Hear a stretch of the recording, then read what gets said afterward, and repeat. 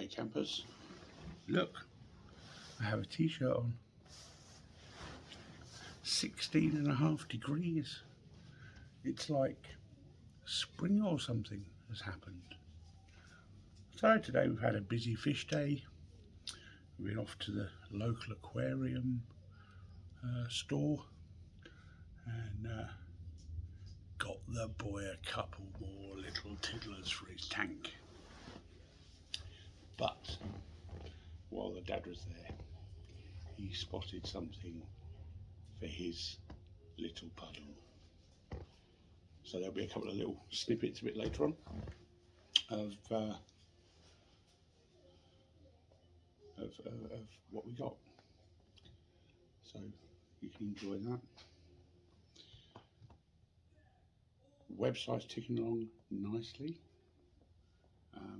Thank you again to everyone that's put in orders. Law, Koyagi,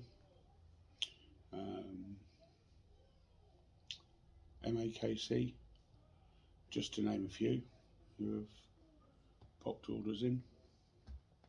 Much appreciated. As far as the website goes, all I can say is PayPal. For some reason, PayPal these days, and bear in mind I have other business and that runs on PayPal, and I've never experienced this before. PayPal have seen fit to now withhold all payments from being able to be cleared to your bank for anything up to 21 days from when the purchase is made. So I did have a plan to add things like Nexuses and some of the bigger items on back order so that people could still purchase them and I could get them in and supply them. However, that seems to be kind of knocked on the head because one of PayPal's things with a new account now is that the item has to be delivered with a tracking number, with proof of delivery before you can claim your money, which I've never ever heard of. I've never ever heard of a shop sending out goods and not getting their money. Sorry, one of the kids has just started to come in playing. So that's a little frustrating. I spent 2.5 hours on the phone with PayPal this afternoon trying to sort it out, explaining that yes, it is a new business, but I have track history of PayPal for over a decade. Doesn't matter. Even if someone came and collected from me, so they purchased online, put down for collection, 48 hours after collection, if the person has clicked the little button on an email they're sent to say yes, they've got the goods and they're happy with them, then I might get paid. It's frustrating. It also, to me, seems to leave you wide open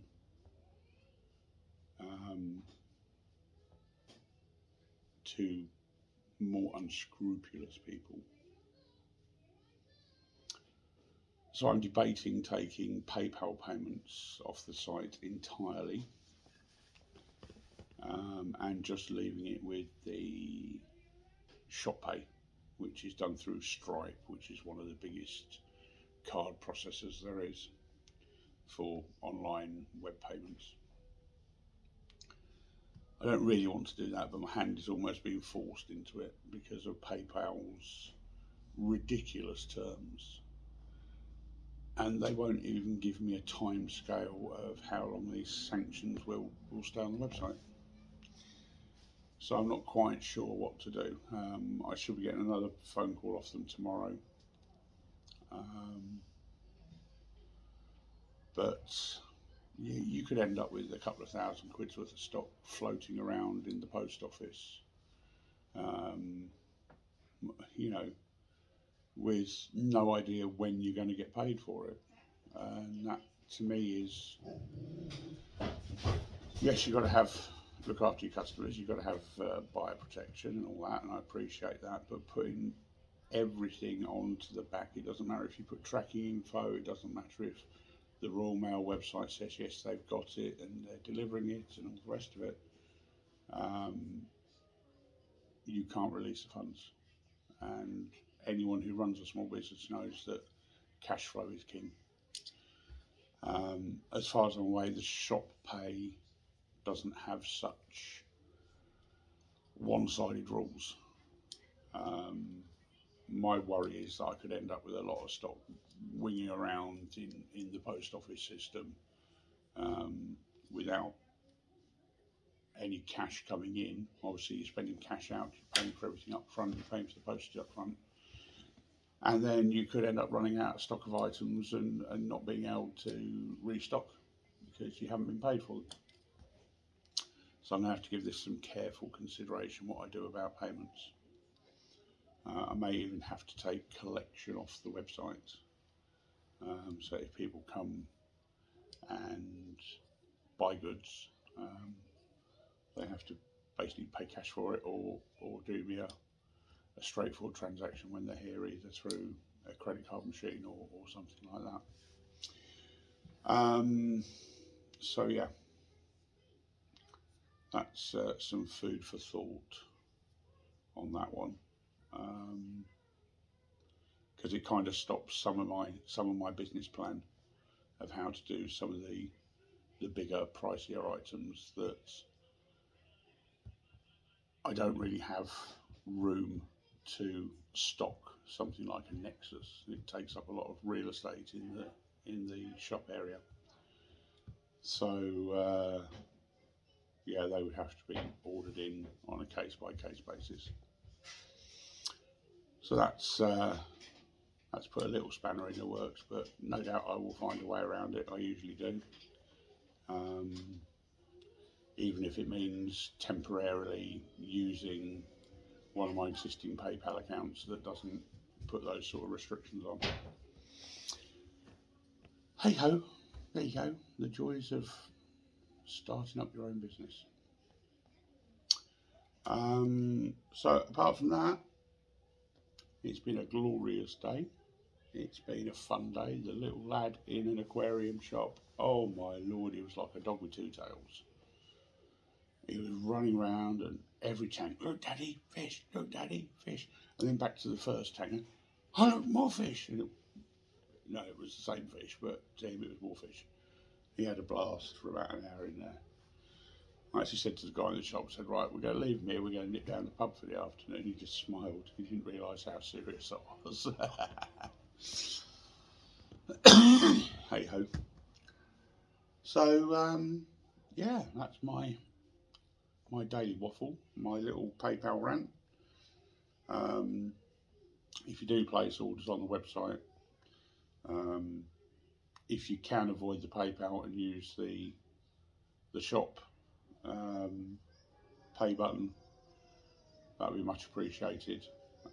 As I say, it does go through one of the biggest online credit card processors, Stripe, and it doesn't go through all the PayPal red tape.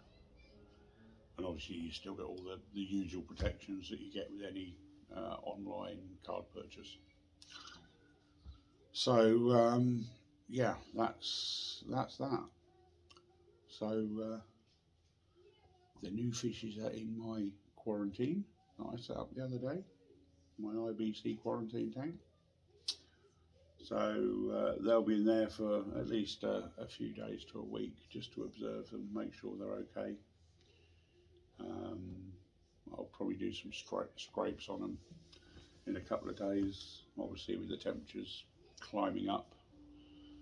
We're 10-11 degrees in the pond now. So the temperature's coming up, I'm expecting the fluke to wake up and anything else that might be lurking in the pond, so I'm keeping a careful eye on that, just in case they start to rear their ugly heads. I'm not one for precautionary treating. I know some people in the spring stick a fluke treatment in to try and knock them on the head before they start multiplying. I'm not a great one for treating ponds, I must admit. I do like to try and let nature take its course a little bit, and only if I can see that things are struggling will I intervene. So yeah, that's that. So we're all heading in the right direction. New fishes are settling in. New fishes are settling in the fish tank. I'm grrrring at PayPal, and there'll be a couple of clips of new fishes at the end of this. Me and my usual waffle. It's been a glorious day here, just outside Skegnesspond.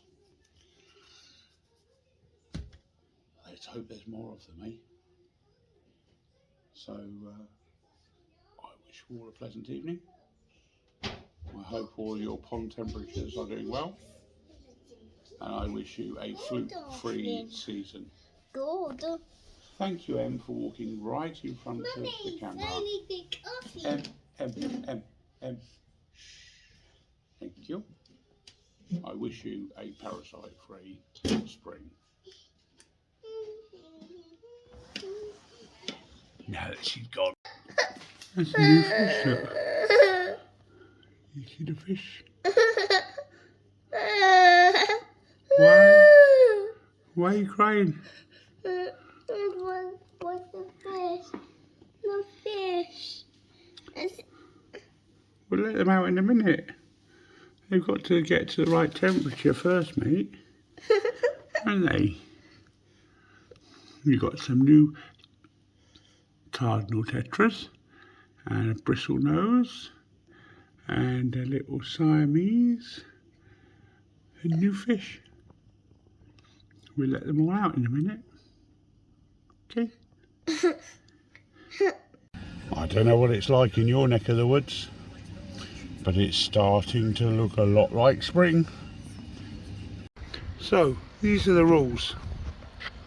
If the boy gets treats, the dad gets treats. So, when we were at the aquarium shop, I picked up this little wounded soldier. As you can see, he's missing a peck. Anyone who knows me knows I love a little wounded soldier. And we picked up the nice little ginrin at the back. I'm not going to tell you what I paid for them because